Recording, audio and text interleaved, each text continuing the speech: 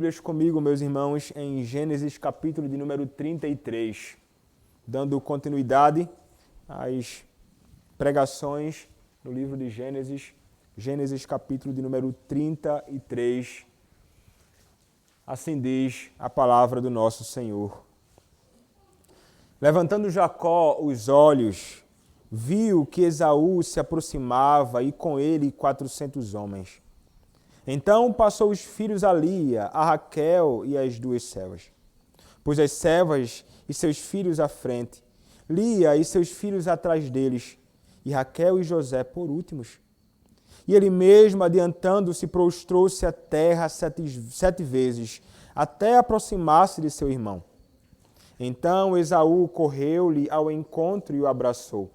Arrojou-se-lhe ao pescoço e o beijou, e choraram. Daí, levantando os olhos, viu as mulheres e os meninos e disse: Quem são estes contigo? Respondeu-lhe Jacó: Os filhos com que Deus agraciou a teu servo. Então se aproximaram as servas, elas e seus filhos, e se prostraram. Chegaram também Lia e seus filhos e se prostraram. Por último chegaram José e Raquel e se prostraram. Perguntou Esaú: Qual é o teu propósito com todos esses bandos que encontrei? Respondeu Jacó: Para lograr mercê na presença de meu senhor. Então disse Esaú: Eu tenho muitos bens, meu irmão, guarda o que tens. Mas Jacó insistiu: Não recuses. Se logrei mercê diante de ti, peço-te que aceites o meu presente, porquanto vi o teu rosto como se tivesse contemplado o semblante de Deus e te agradaste de mim. Peço-te, pois, recebe o meu presente que eu te trouxe, porque Deus tem sido generoso para comigo e tenho fartura e estou com ele, até que o aceitou. Disse Esaú: Partamos e caminhemos, eu seguirei junto de ti. Porém Jacó lhe disse: Meu senhor sabe que estes meninos são tenros, e tenho comigo ovelhas e vacas de leite. Se forçadas a caminhar demais um só dia, morrerão todos os rebanhos. Passe, meu senhor, adiante de seu servo. Eu seguirei guiando-as pouco a pouco no passo do gado que me vai à frente e no passo dos meninos até chegar a meu senhor em Seir. Respondeu Esaú: Então, permite que eu deixe contigo da gente que está comigo. Disse Jacó: Para quê? Basta que eu alcance mercê aos olhos de meu senhor. Assim, voltou Esaú aquele dia a Seir, pelo caminho por onde viera. Jacó partiu para Sucote, e edificou para si uma casa, e fez palhoças para o seu gado. Por isso o lugar se chamou Sucote. Voltando de Padã-Arã, chegou Jacó são e salvo à cidade de Siquém, que está na terra de Canaã, e armou a sua tenda junto da cidade. A parte do campo onde armara a sua tenda, ele a comprou dos filhos de Amor, pai de Siquém, por 100 peças de dinheiro. E levantou ali um altar e lhe chamou Deus, o Deus de Israel. Amém. Podem se assentar, irmãos.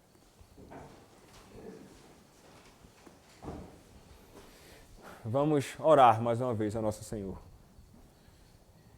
Senhor, nosso Deus, nosso Pai, nós queremos, ó Deus, neste momento, ouvir a Tua voz através da proclamação da Tua palavra.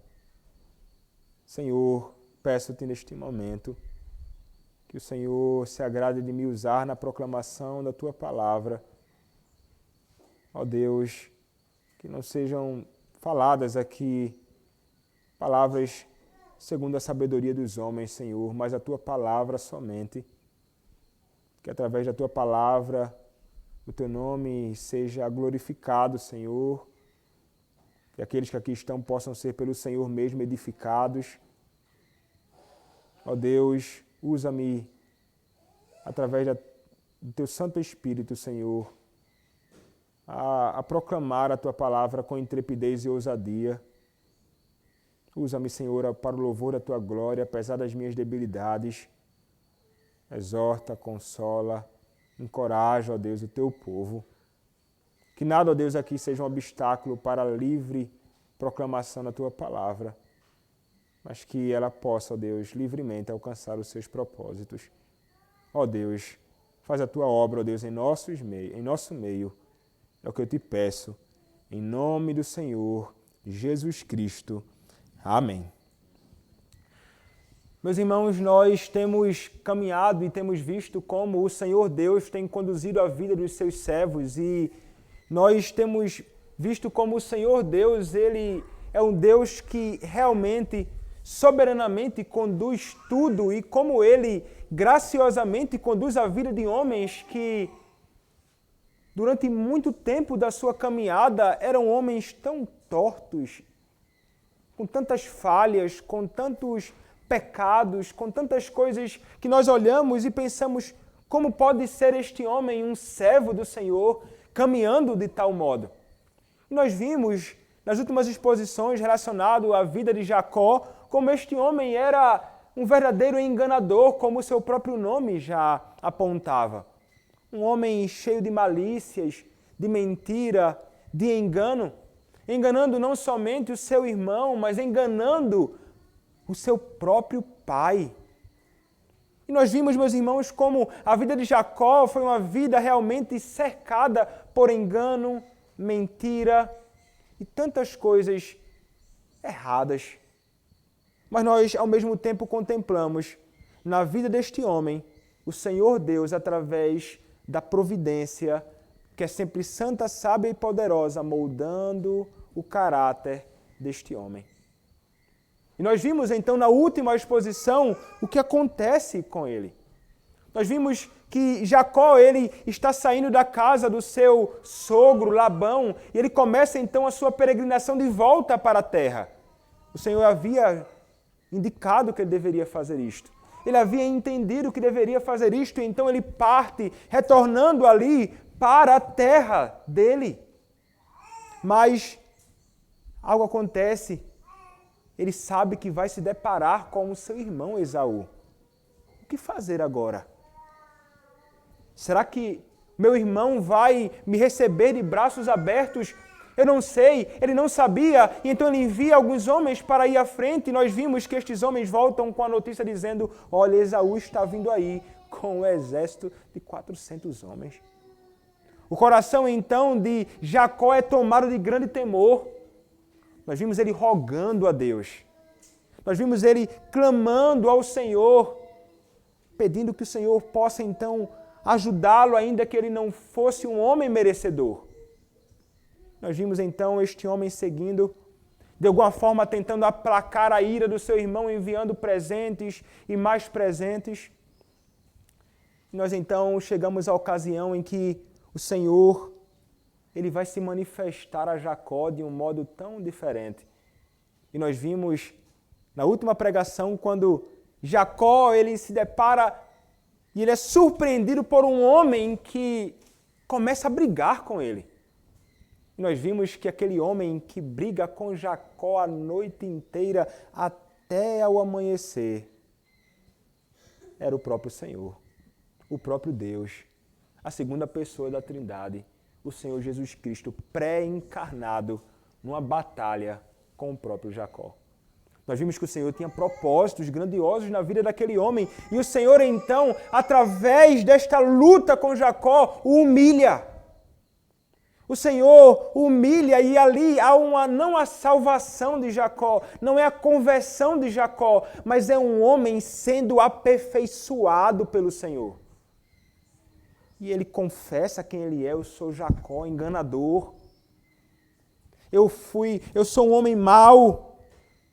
E nós vimos que realmente o coração de Jacó, ele estava sendo quebrado ali naquele contexto pelo próprio Senhor que se revelou a ele.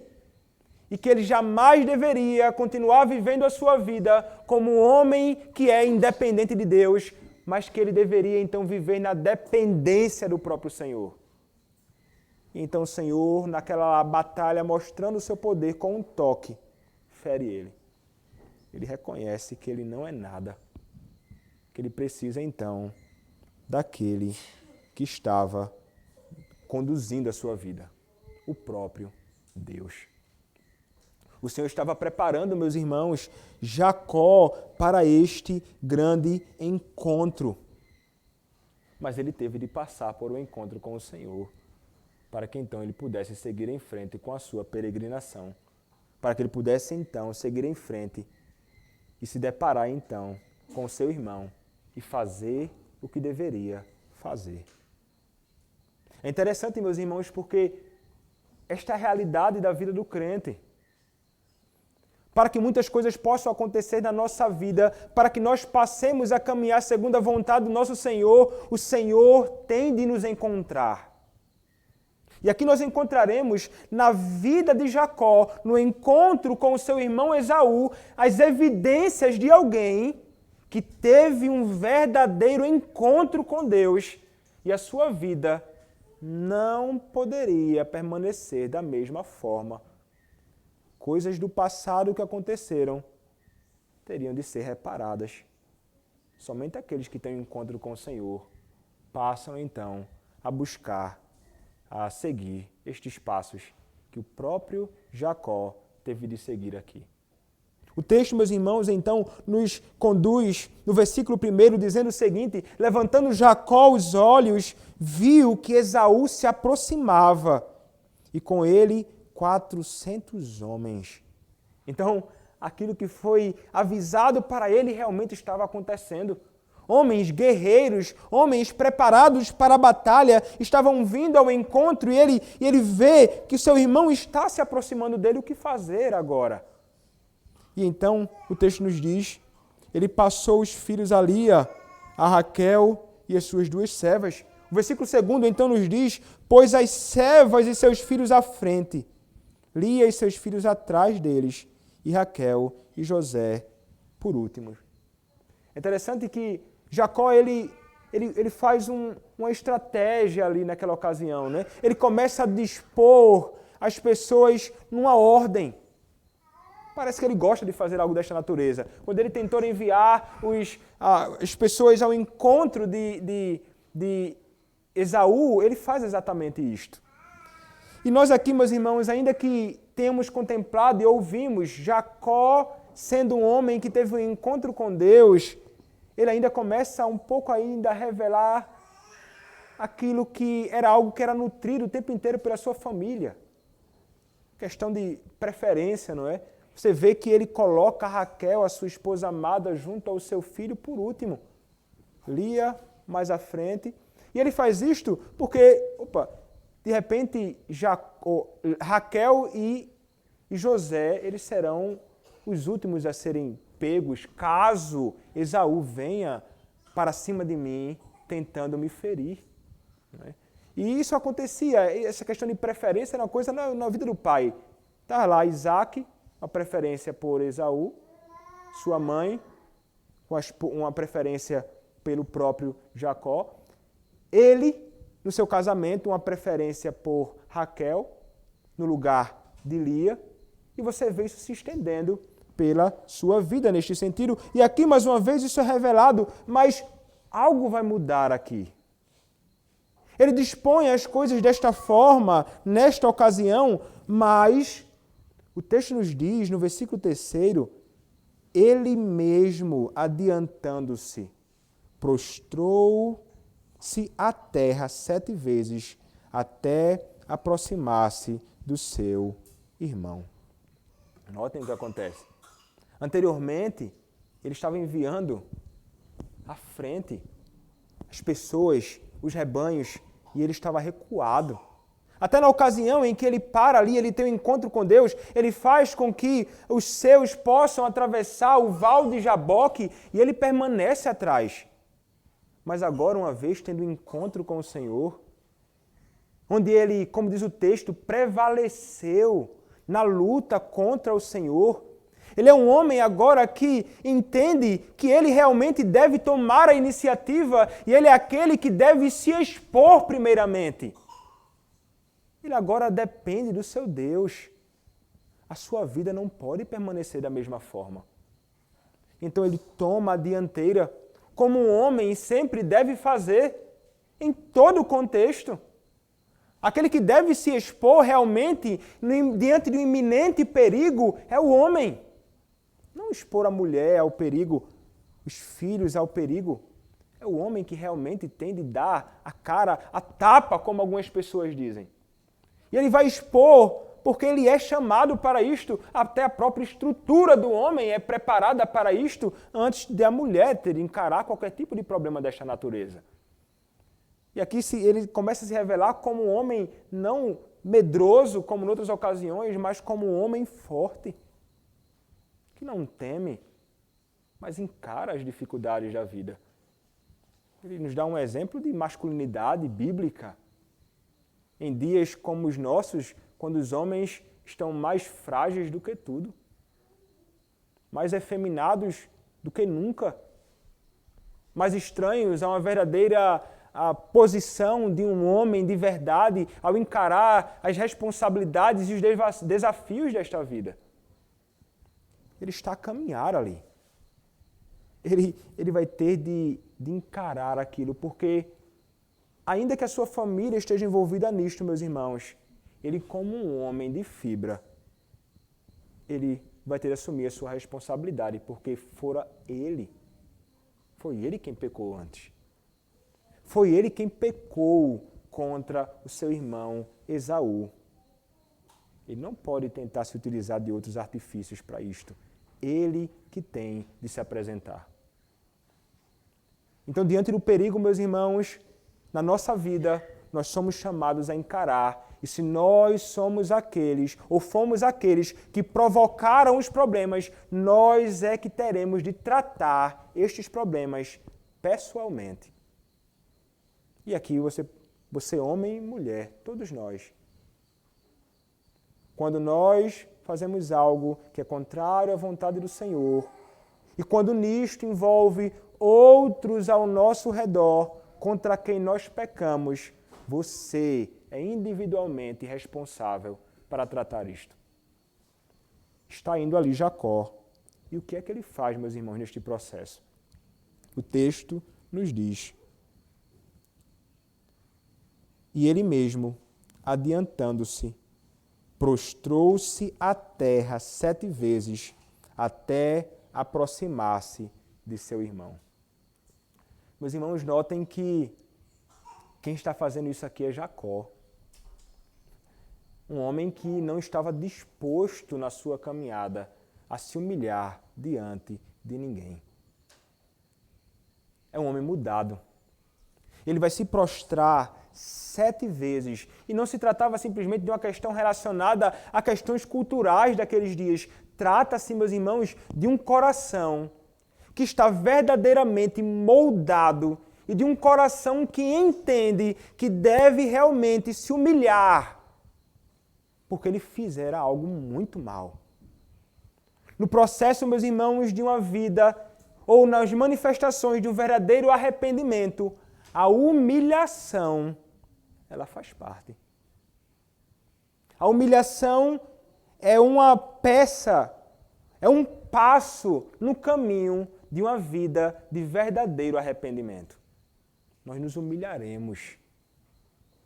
Nós podemos pensar na humilhação, em primeiro lugar, na nossa humilhação diante do Senhor. Uma vez arrependidos dos nossos pecados, nós seremos aqueles que irão se prostrar, humilhando-se diante do Senhor, confessando o seu pecado, confessando as nossas falhas, porque todo pecado que nós cometemos é primeiramente um pecado cometido contra o nosso Senhor.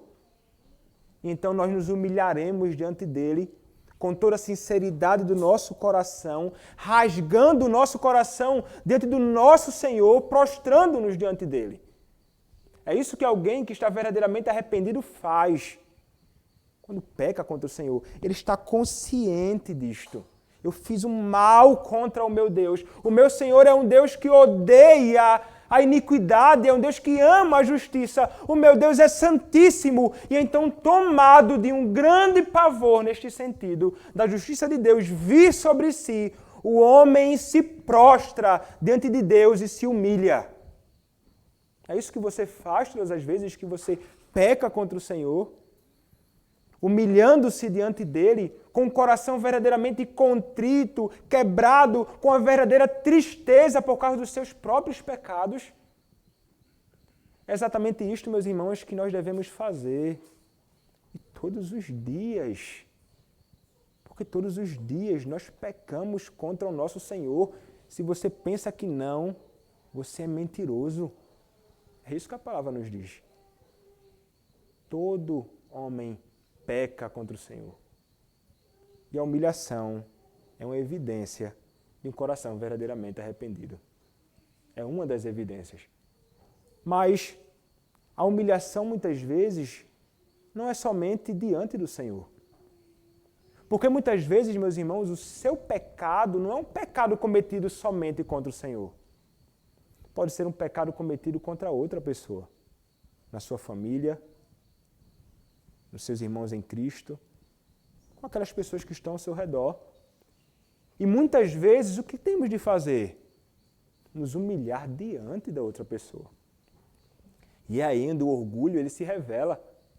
E um coração orgulhoso, de forma alguma, vai querer, então, se prostrar diante do outro, humilhando-se, confessando ali o seu pecado. Eu fiz isto contra você. E humildemente, diante do outro, fazer isto.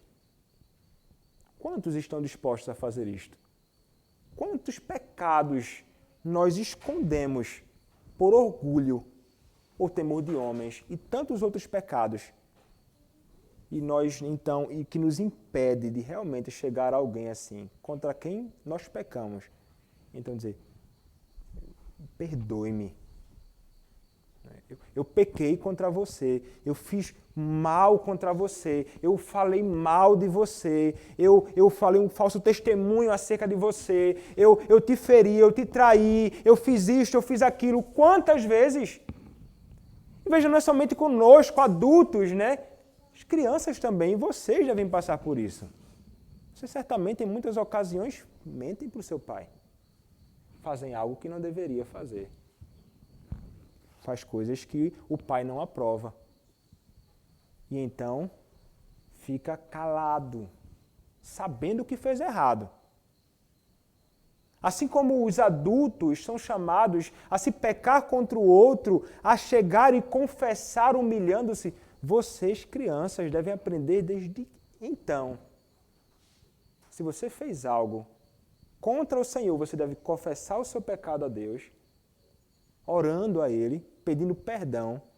Mas se você também fez algo que é errado contra o seu irmãozinho, contra um parente seu, contra alguém da igreja, contra os seus pais, você deve pedir perdão. Meus irmãos, esta é a caminhada do crente. Isto é o que evidencia um verdadeiro arrependimento. Um verdadeiro arrependimento, ele não pode deixar de ter este elemento fundamental. Você certamente já pecou contra alguém. Talvez você hoje esteja num estado de inimizade com alguém, por causa de algum pecado que você talvez tenha cometido contra esta pessoa. O caminho que você deve seguir é ir até esta pessoa humilhando-se e dizendo, perdoe-me por meu pecado. Perdoe-me por meu pecado. E muitas vezes não é somente o filho que peca contra o pai, muitas vezes os pais pecam contra os seus filhos. E aí é onde está talvez uma dificuldade imensa, e vocês que são pais, talvez tenham de se humilhar em alguma ocasião para o seu filho, dizer assim, meu filho, me perdoe pelo que eu fiz. Me perdoe pela maldade que fiz, me perdoe pela minha negligência, me perdoe por ter feito isso e aquilo. É um processo necessário se nós realmente estamos tristes por causa do pecado que cometemos, primeiramente contra o nosso Deus e também contra aqueles que estão ao nosso redor. A humilhação é um elemento fundamental de um genuíno arrependimento. Jacó se humilha diante do seu irmão Esaú. Ele se aproxima do seu irmão 7 vezes. O que acontece então, meus irmãos? É interessante que o texto no verso 4 nos dirá o seguinte: então Esaú correu-lhe ao encontro e o abraçou, arrojou-se-lhe ao pescoço e o beijou e choraram. Esse texto, esse verso é fantástico. Meus irmãos, a gente vem caminhando nas disposições no Evangelho nesse livro de Gênesis e nos deparamos com frequência e sabemos do conflito grande entre Jacó e Esaú. Isso fez com que Jacó saísse da sua casa, isso fez com que Jacó partisse para uma terra distante, isso fez com que Jacó passasse muitos anos longe da sua família, por causa do pecado cometido contra o seu irmão. E ele pensava, o meu irmão, ele está nutrindo grande ira contra mim. Ele disse que quando me encontrasse, se meu pai morresse, ele me mataria. Jacó estava plenamente consciente disso. Mas isso aqui deve ter surpreendido demais o coração do próprio Jacó. Porque quando ele se depara com seu irmão, o texto diz que Esaú correu-lhe ao encontro e o abraçou. Ele não correu com armas para cima de Jacó. Não foi com a espada para ferir Jacó. Mas ele foi com os braços abertos. Encontrou e o abraçou, arrojou-lhe ao pescoço e o beijou e choraram. Veja que momento marcante. Só que não tem filme que retrate um reencontro mais belo do que este reencontro entre Esaú e Jacó, seu irmão. Não tem nada que retrate isto com mais beleza. Uma reconciliação entre irmãos que há anos não se encontravam, que há anos tinham um tipo de inimizade aqui. Que coisa impressionante, meus irmãos. Esaú, homem perverso, a palavra diz. Esaú, homem ímpio. Esaú não era filho da aliança, mas Esaú manifestou um coração, meus irmãos, diferente.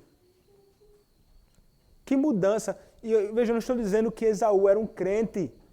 O Senhor moldou o coração dele, fazendo com que ele perdoasse o seu irmão. Ele chorou, os dois choraram. Que momento extraordinário de reconciliação. Meus irmãos, é impressionante nós olharmos para isto, porque esse texto fala sobre isto, reconciliação.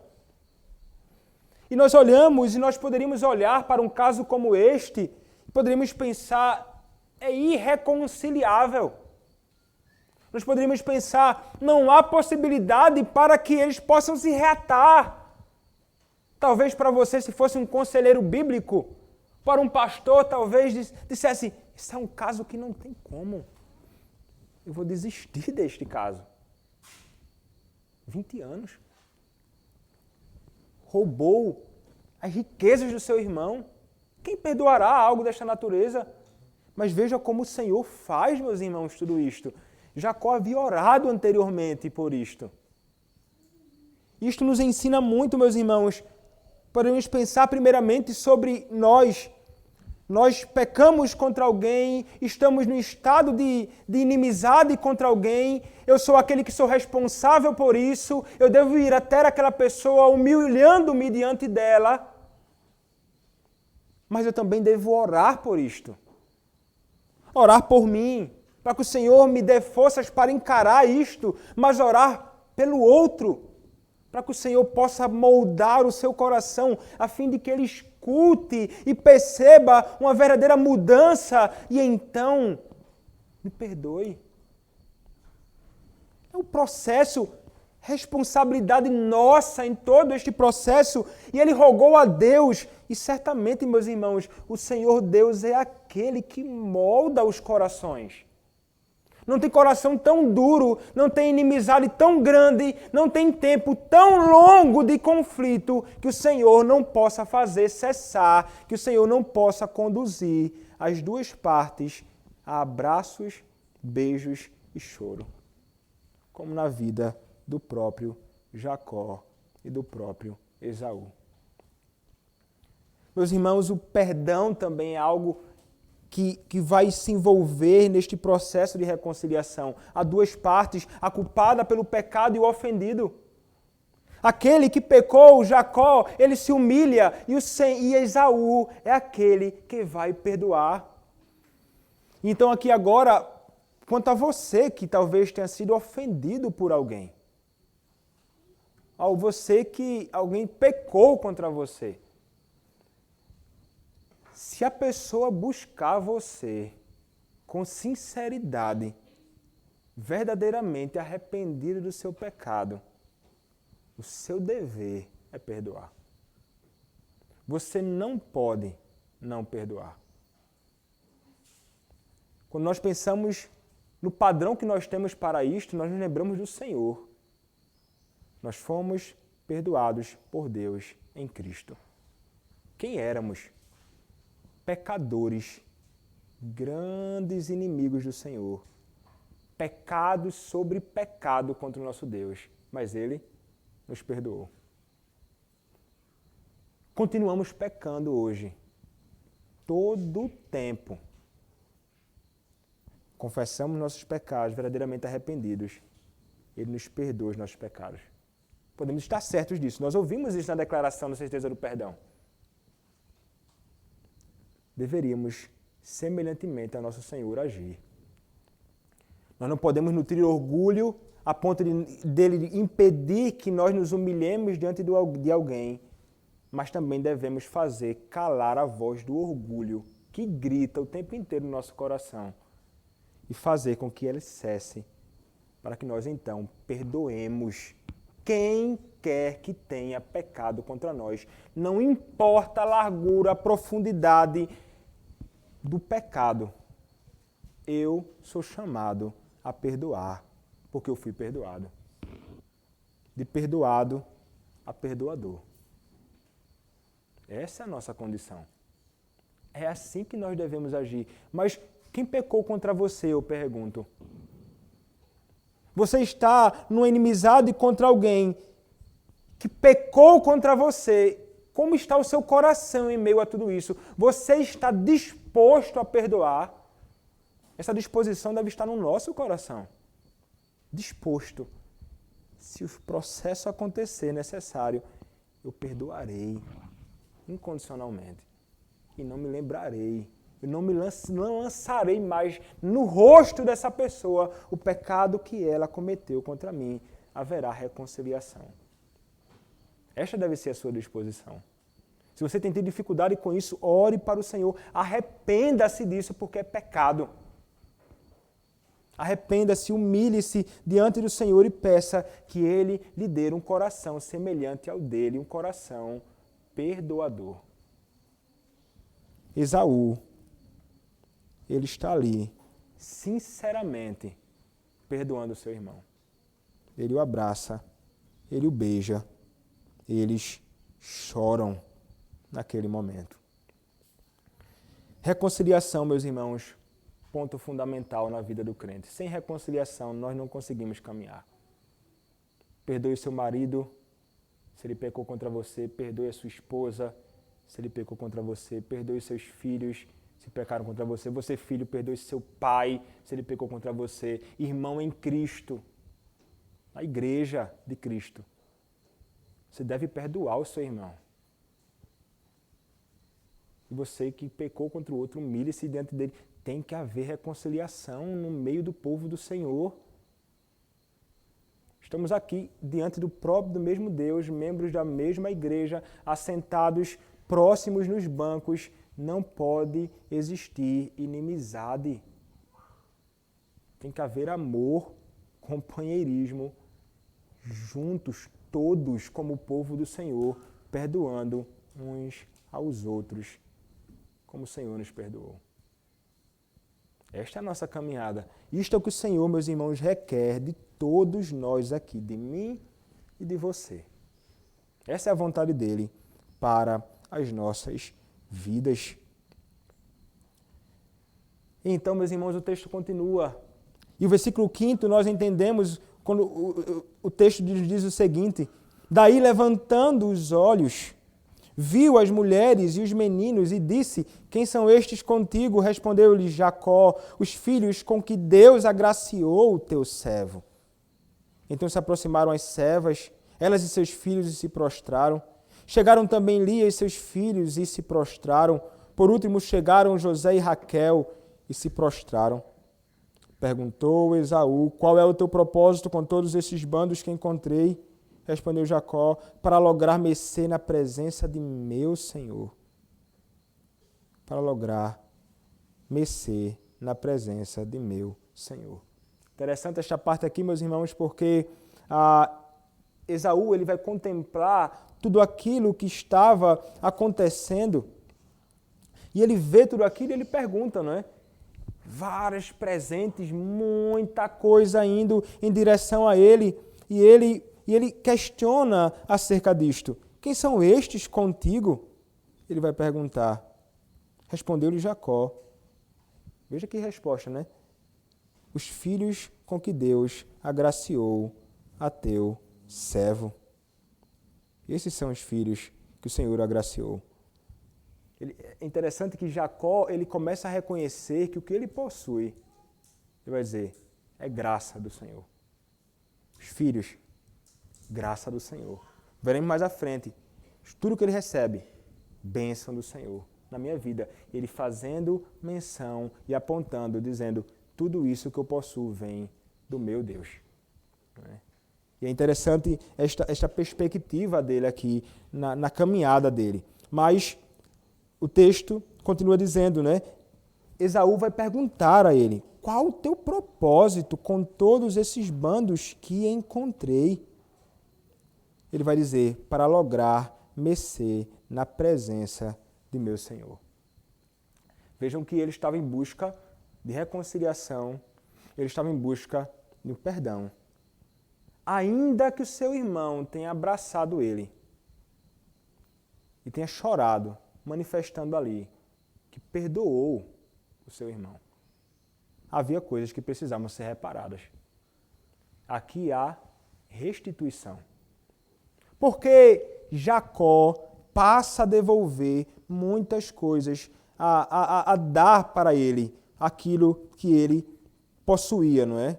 Porque ele vai insistir, inclusive, com o próprio Esaú, não é? Mas o texto vai dizer, verso 9, então disse Esaú, eu tenho muitos bens, meu irmão, guarda o que tens. Mas Jacó insistiu, não recuses, se logrei mercê diante de ti, peço-te que aceites o meu presente, porquanto vi o teu rosto, como se tivesse contemplado o semblante de Deus e te agradaste de mim. Peço-te, pois, recebe o meu presente que eu te trouxe, porque Deus tem sido generoso para comigo e tenho fartura e estou com ele até que o aceitou. Então notem que ele pensa, eu tenho que restituir. Esaú resiste, não tenho necessidade, eu tenho que é suficiente. Ele vai dizer. Jacó vai dizer, insiste, eu preciso restituir o que tirei de você. Ele vai insistir até que Esaú aceita. Ele vai dizer, o que eu tenho, eu recebi de Deus. Filhos, bênção do Senhor, trouxe, o Senhor me deu tudo o que eu tenho, porque o Senhor Deus é um Deus que tem sido generoso para comigo. É interessante nós notarmos primeiramente este reconhecimento dele. Tudo que eu tenho vem do meu Senhor e é realmente algo que a gente deve levar para a vida, não é? Realmente tudo aquilo que nós possuímos nesta nossa caminhada aqui, nós não conseguimos simplesmente pelo esforço do nosso próprio braço, pela nossa diligência ou pelo nosso trabalho, mas porque o Senhor nos agraciou. Filhos, bênção de Deus, coisas materiais que recebemos, bênçãos que vêm das mãos paternais de um Deus que é gracioso. Mas o ponto que ele quer ressaltar aqui, que nós podemos levar para a nossa vida, é justamente mais esta evidência de um verdadeiro arrependimento.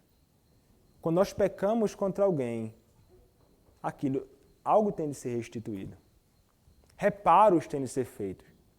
Então, se eu tomei algo de alguém, eu me arrependo, eu vou devolver. Se eu quebrei algo de alguém, se eu machuquei alguém, o meu papel, verdadeiramente arrependido do que eu fiz, é restaurar aquela pessoa. Papel nosso. Se eu quebrei alguém financeiramente, se eu tomei algo de alguém materialmente, eu vou tentar dar exatamente aquilo que eu tomei daquela pessoa, ou até mesmo fazer como o próprio Zaqueu. Mas eu vou dar em dobro. O que eu tomei dos homens, eu vou dar em dobro. Eu fiz mal. Isso é um coração verdadeiramente arrependido. Então, quando você peca contra alguém, e se você é alguém que pecou contra outra pessoa e você sabe o que tomou dessa pessoa, nesse processo você tem que ir até lá e dizer, olha, isso aqui, porque eu fiz isso, é isso, e isso eu tenho que devolver para você, tais coisas. Eu sei que há coisas que às vezes você não consegue restituir, mas em sendo a restituição possível, nós não podemos deixar de lado isto. Devemos fazer. É isso que o Senhor nos chama realmente. Muitas vezes, o que nós fazemos contra o outro e o pecado que cometemos é contra a reputação de alguém. E aí, muitas vezes, de fato, é difícil você conseguir restituir aquilo. Você vai ter que, então, se pecou publicamente, fazer conhecido aquilo e desfazer todo aquele processo, mas aquilo que foi feito manchou o nome da pessoa. Tem coisas que nós não conseguiremos restituir a alguém. Mas o processo que deve ser feito é este caminho de volta, tratando e reparando tudo aquilo que nós fizemos de mal contra o próximo. É algo que é difícil, meus irmãos, que vai nos conduzir a realmente nos humilharmos diante do Senhor e muitas vezes diante de outras pessoas para fazer isto. Ainda que possa doer no bolso, se foi algo que você tirou do outro, que envolvia dinheiro, posses, o que seja, você vai ter então de fazer exatamente isto. Ainda que até mesmo a sua reputação ela esteja em jogo. A sua imagem ela esteja em jogo. Eu acho que é Augusto Nicodemos quem fala algo sobre o processo dele de arrependimento, né? E que ele se envolveu com um roubo no posto de gasolina, salvo engano, algo dessa natureza. E depois de um tempo, ele se arrependeu daquilo e ele teve de voltar para aquele lugar e então para restituir exatamente o que ele fez. Ele conta isso, viu, meus irmãos, publicamente, em sermões e estudos. E então ele está disposto. Se o homem quiser me levar para a cadeia e me prender, eu vou ser preso. Mas eu tenho de tratar e tentar reparar exatamente aquilo que eu fiz no passado. Não importa quanto tempo passou. Não é? Esaú e Jacó, 20 anos. Mas os reparos eram necessários. Levemos esta realidade para a nossa vida, porque esta não é somente a perspectiva apresentada aqui, esta é uma perspectiva bíblica revelada na Escritura Sagrada. Para a nossa caminhada, se você realmente se arrepende dos seus pecados. Este é o caminho que nós devemos seguir segundo a Escritura Sagrada. E então, ele vai estar com Esaú, ele vai insistir, e Esaú, então, acaba aceitando aquilo que ele havia dado. Uma outra coisa que nós percebemos aqui, meus irmãos, nesta porção que nós acabamos de considerar, sobre a restituição de Jacó, né, insistindo em tratar esta questão, é que, já mencionei, Jacó ele reconhece aquilo que possui. E eu possuo por quê? Porque Deus me deu. Filhos, porque Deus me deu. Mas é interessante a vida de Esaú, lamentavelmente. Ele foi um homem que perdoou o seu irmão, ele perdoou. Mas nós não encontramos em ocasião alguma, no seu discurso inteiro, ele falar sobre Deus ou Deus me deu. Eu possuo, eu tenho o que é necessário, eu não preciso do que você está para me dar. Ele foi um homem que batalhou por muita coisa. É como se ele em alguma ocasião quisesse dizer assim, eu não preciso não, eu lutei por isso, eu tenho o que eu tenho. Batalhas muitas, invadi terras, possuí, batalhei, tenho o que tenho pela força do meu próprio braço. Jacó, meus irmãos, neste processo, ele está caminhando e revelando realmente, não foi a força do meu próprio braço que me deu o que eu possuo, tudo vem do meu Deus Isso revela realmente um coração que é diferente do coração do seu irmão ímpio Esaú.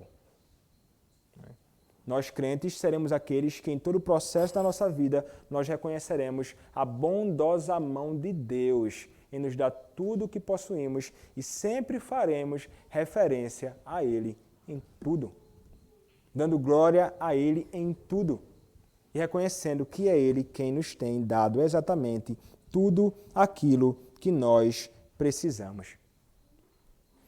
Mas então, meus irmãos, o texto continua, e então nós vimos que este homem, ele está verdadeiramente arrependido dos seus pecados, ele se humilha, ele procura restituir aquilo que ele havia tomado do seu próprio irmão. E então o texto continua nos dizendo, a partir do versículo de número 12, disse Esaú: partamos e caminhemos, eu seguirei junto de ti. Porém Jacó lhe disse: meu senhor sabe que estes meninos são tenros e tenho comigo ovelhas e vacas de leite. Se forçá-las a caminhar demais, um só dia morrerão todos os rebanhos. Passe, meu senhor, adiante de seu servo. Eu seguirei guiando-os pouco a pouco no passo do gado que me vai à frente e no passo dos meninos até chegar a meu senhor em Seir. Respondeu Esaú: então permite que eu deixe contigo da gente que está comigo, disse Jacó, para que basta que eu alcance mercê aos olhos de meu senhor.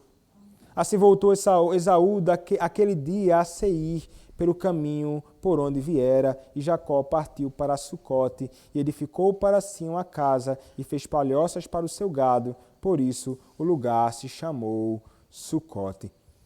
É interessante, meus irmãos, esta parte também, porque Esaú, ele estava realmente animado naquele processo.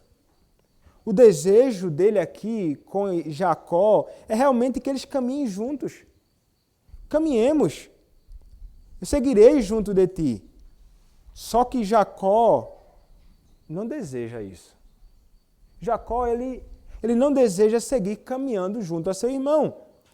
Ele vai dizer que ele tem coisas ali. Ele não pode forçar as crianças, o seu rebanho, a seguir o passo dos guerreiros de Esaú.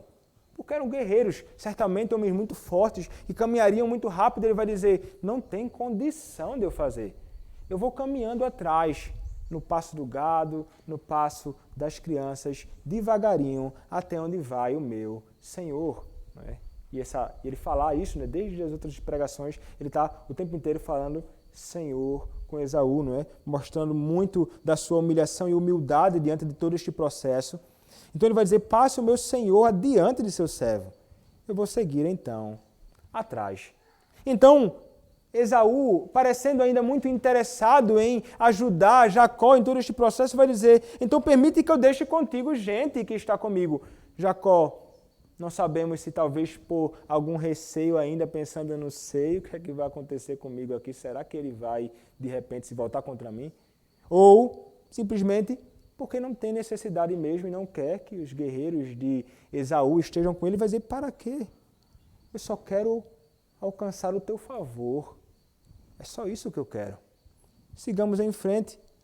E então, Esaú segue para Seir pelo caminho onde veio, e Jacó, então, que disse que seguiria os passos de Esaú até Seir, o texto vai dizer que ele vai para Sucote. Opa, oposto. Ao invés de ir para Seir, ele vai para Sucote. E aqui, meus irmãos, é uma discussão. Alguns vão dizer assim: olha, Jacó está mais uma vez jacosando. Né? Ou seja, ele está enganando. Ele está revelando aqui que é um homem que ainda precisa realmente ser aperfeiçoado. E nós sabemos, né? Jacó precisa cada vez mais ser aperfeiçoado. E eles vão dizer: olha, Jacó mentiu. Jacó disse: olha, eu vou para você, vai na frente. Aí ele fala assim: eu vou para Sucote, na realidade. E então ele acaba enganando seu irmão, não interessado em estar com ele. Outros comentaristas vão dizer o seguinte: não, ele não pensou isto. O seu interesse é não ir agora e estar associado ao seu irmão agora. Ele pode ir talvez em outra ocasião, mas ele está seguindo o seu propósito para a sua terra. Ele segue em frente. Eu vou para Seir, mas noutra ocasião, não necessariamente agora. Enfim, meus irmãos, há uma discussão em torno disto sobre algo que é meio difícil até de você determinar o que aconteceu aqui. Mas o ponto é, Jacó, ele segue o seu caminho. Nós percebemos claramente que ele não deseja ter muita associação assim com seu irmão Esaú, ainda que eles tenham se reconciliado. São caminhos diferentes, são homens diferentes, são linhagens diferentes no sentido de uma linhagem santa e uma linhagem ímpia. E ele então vai seguir o seu caminho para fazer o seu propósito. E é interessante que isso ainda nos ensina algo, né, sobre essa questão de reconciliação e tudo mais. Ainda que sejamos chamados a nos reconciliar com alguém, isso não implica necessariamente numa amizade tão grande a ponto de eu ficar o tempo inteiro grudado na outra pessoa.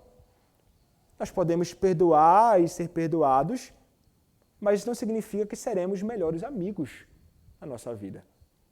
Estaremos numa relação pacífica um com o outro, paz, se for na igreja de Cristo, serviço, amor, não é? E tudo mais, mas não necessariamente será aquele meu amigo mais chegado junto a mim. E quando se trata então de uma relação entre um crente e um ímpio, eu não serei aquele que irá nutrir a maior amizade com aquela pessoa. É distinta de mim. Eu seguirei os meus caminhos, eu seguirei os meus passos, enquanto aquela pessoa estará seguindo os dela. Não é? Então, ele deve seguir realmente para fazer aquilo que fora chamado. Ele tem que seguir para a sua terra. Ainda que Esaú desejasse muito nutrir, talvez, da companhia do seu irmão, de repente, desfrutar dos seus sobrinhos ali, eu não sei. Eram sobrinhos dele, ele se deparou com aqueles garotos e filhos ali naquela ocasião.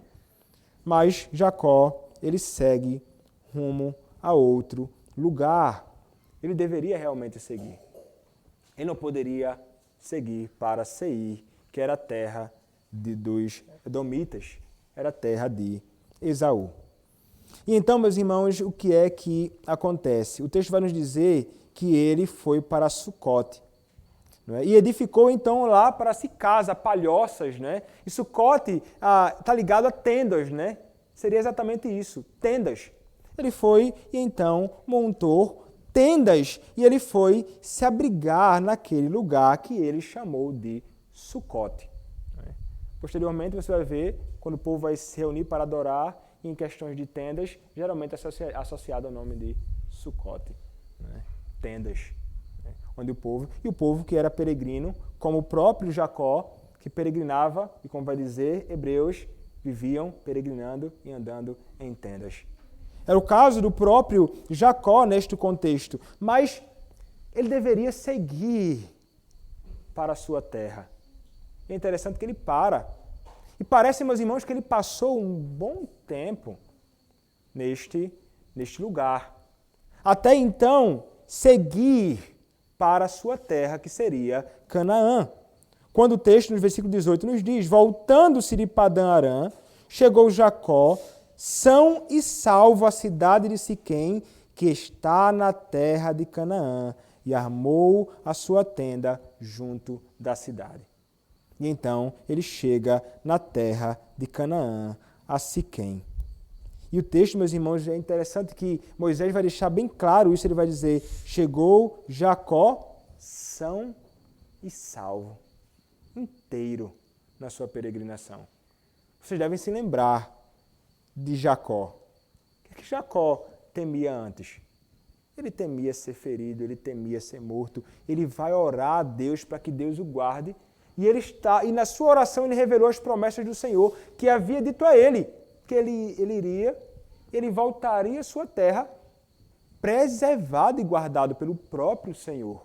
O Senhor daria absolutamente tudo aquilo que ele precisaria para a sua peregrinação. Quando nós olhamos para palavras como estas e para o próprio Jacó chegando ali naquela ocasião, nós percebemos a fidelidade de Deus realmente nisto, né? E o Senhor que preservou este homem com a sua vida. Quem feriu ele não foi um inimigo, foi o próprio Senhor que o feriu neste processo, aperfeiçoando-o para a sua obra e o seu serviço, mas o Senhor realmente sendo um Deus que é verdadeiro. Um Deus que é fiel é um Deus verdadeiro, é um Deus que não pode mentir. E o Senhor que falou para Jacó naquele processo, guardando são e salvo, é o mesmo Deus que na nossa vida hoje age, guardando-nos. É bom, meus irmãos, nós sempre temos essa perspectiva segundo a Escritura Sagrada. Como o nosso Deus é fiel em tudo e como nós podemos confiar neste Deus que é fiel em tudo. No Deus que, em meio à nossa peregrinação, com tantos perigos em nossa caminhada, Ele é o Senhor que, segundo a sua providência, como diz os nossos catecismos, né? Sobre a doutrina da providência de Deus, que a providência de Deus é sempre santa, sábia e poderosa, é exatamente este Deus que conduz a nossa vida, preservando-nos sempre. Ainda que muitas vezes nós tenhamos que enfrentar problemas, mas Ele é quem está conduzindo a nossa vida ali para o destino final. Para chegar então na terra que nos aguarda. Então a nossa peregrinação ela realmente será cheia de desafios, meus irmãos. Mas não esqueçamos, o Senhor é verdadeiro, Ele prometeu, Ele disse que teremos aflições, mas Ele garante que nós chegaremos no destino final na terra de Canaã. Esta é uma promessa do nosso Deus. E Ele faz isso na vida de Jacó. O Deus que é o Deus de Jacó é o nosso Deus também. Mas então o verso 19 disse, a parte do campo onde armara a sua tenda, ele a comprou dos filhos de Amor, pai de Siquém, por 100 peças de dinheiro. Semelhantemente ao que Abraão fez no outro contexto. Mesmo estando na sua própria terra e terra de Canaã, ele pagou um preço por uma porção de terra. Aqui está o próprio Jacó fazendo algo semelhante ao que fizera o seu avô no passado.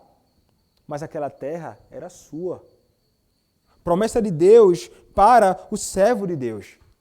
E então, o texto vai nos dizer no versículo 20, e levantou ali um altar, e lhe chamou Deus, o Deus de Israel. Impressionante esta conclusão, porque aqui ele imita mais uma vez os seus antepassados.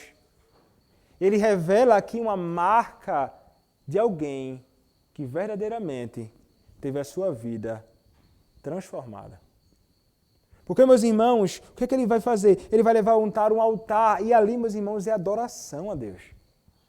Jacó, ele adora a Deus. E ele vai chamar aquele lugar de Deus, o Deus de Israel. É o seu nome agora. Israel, aquele que lutou com Deus. Aquele que lutou com o próprio Senhor. E este lugar vai se chamar Deus, o Deus de Israel. E um testemunho claro de que a vida dele realmente foi transformada e de que este é o Deus que não somente o salvou, mas é o Deus que é digno de ser adorado. E não tem como, meus irmãos, você realmente ter um encontro com o Senhor, ser transformado por Deus e isto não culminar em culto, adoração, serviço. Adoração a Deus, culto a Deus, é a expressão clara daqueles que tiveram um verdadeiro encontro com Deus. É uma manifestação muito evidente de que nós fomos transformados pelo Senhor. Nós desejaremos levantar altares ao Senhor e servi-lo. Era assim com os homens de Deus no passado. Deve ser assim na nossa vida também. Meus irmãos, nós fomos salvos pelo Senhor. Nós fomos transformados pelo mesmo Deus que transformou a vida de Jacó, tirando ele de ser um homem que estava adorando a si mesmo e preocupado com seus próprios interesses, no seu egoísmo, na sua idolatria, no seu engano e conduzindo ele a ser um adorador do único Deus vivo e verdadeiro.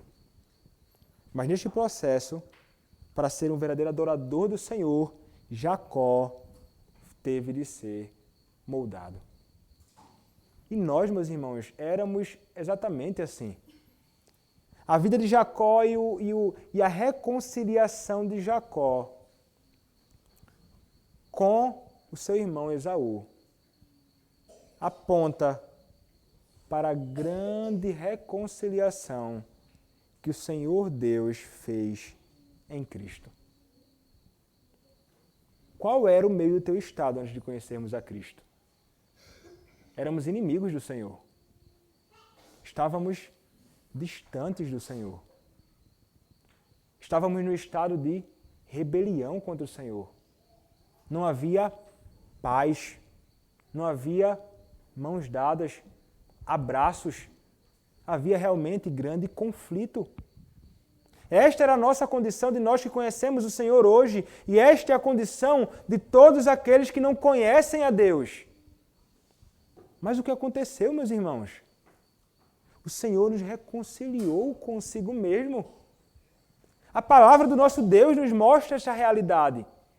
É isso que nós vemos, por exemplo, em 2 aos Coríntios, capítulo 5, do verso 18 até o verso de número 21. O que é que o apóstolo Paulo nos ensina acerca disto? 2 aos Coríntios, capítulo 5, do verso de número 18 até o verso de número 21. A palavra do nosso Deus nos diz o seguinte: ora, tudo provém de Deus, que nos reconciliou consigo mesmo por meio de Cristo e nos deu o ministério da reconciliação. A saber, que Deus estava em Cristo reconciliando consigo o mundo, não imputando aos homens as suas transgressões, e nos confiou a palavra da reconciliação. De sorte que somos embaixadores em nome de Cristo, como se Deus exortasse por nosso intermédio. Em nome de Cristo, pois, rogamos que vos reconcilieis com Deus. Aquele que não conheceu o pecado, ele o fez pecado por nós, para que nele fôssemos feitos justiça de Deus. Meus irmãos, Deus nos reconciliou consigo mesmo. E isso custou um preço. Cristo teve de padecer amargamente na cruz. O texto vai nos dizer que ele não imputou sobre nós os nossos pecados, mas sobre quem foi imputado os nossos pecados? Na conta de quem foram colocados os meus e os teus pecados? Na conta de Cristo. Aquele que nunca pecou foi feito pecado, para que nós, que éramos pecadores vis, miseráveis, pudéssemos ser feitos justiça de Deus, diante do tribunal de Deus, graças à bendita obra de Cristo, o perfeito sacerdote, nós fomos reconciliados com o Senhor, é através do seu sangue. Que amor, meus irmãos, grande do Senhor, que não somente deseja que os homens sejam reconciliados com Ele, mas que providenciou o único meio para isso, que é Cristo. E nós fomos alvo deste amor. O Senhor não nos ama porque Cristo morreu por nós. Cristo morreu por nós porque o Senhor nos amou. E ali está a maior expressão desse amor dele. É na cruz do nosso Senhor Jesus Cristo, que nos reconcilia com Deus. E aqueles que são chamados nesta terra pelo Senhor e foram reconciliados com Ele, são aqueles que são chamados a falar sobre esta grande obra, sobre o grande ministério da reconciliação. E aqueles que são chamados para o ministério, nós, ministros da palavra, somos chamados a proclamar isto o tempo inteiro neste mundo. Não podemos nunca cessar e deixar de anunciar Cristo, o único que pode reconciliar os homens com o próprio Deus. Somos chamados, como diz o apóstolo Paulo no outro contexto, noutra ocasião, nós somos chamados a pregar Cristo e este crucificado neste mundo que está perdido. Porque os homens estão perdidos neste mundo, meus irmãos.